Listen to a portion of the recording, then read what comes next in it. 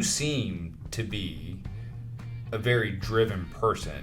Almost every time I'm talking to you, you're bringing up a different book that you're reading about some level of financial, like personal financial education. Yeah. Because it sounds like even before the military, like you were saving money. Have you always been that way? Yeah. What put that in you? How did you get it? And then what are some of the tools that you use? I lived in a very poor family. I'm not rich by any means or anything like that.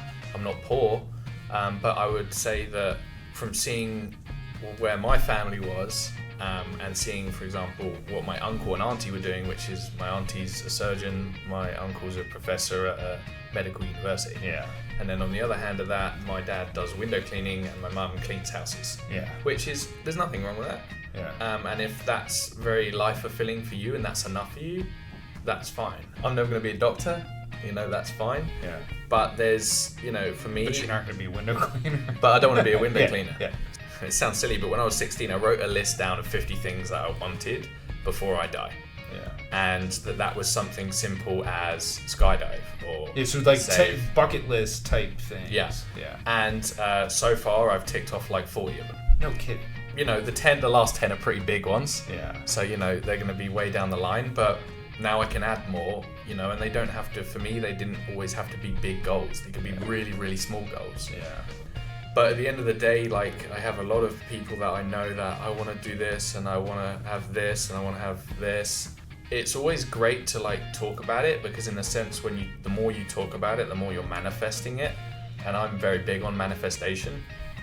But if I just, every time I say I'm going to do something and then I don't do it, you're taking like 5 steps back.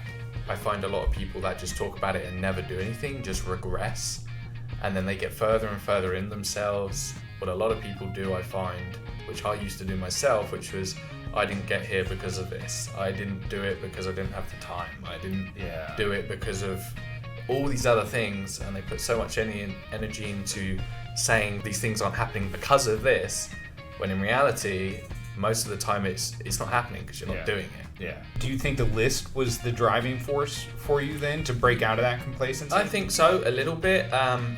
It's also a reality of just being honest with yourself about it, which I did through some therapy. Yeah. I did through just, I think, an accumulation of my life. I just realized that if I wanted it, I just had to go for it. Yeah.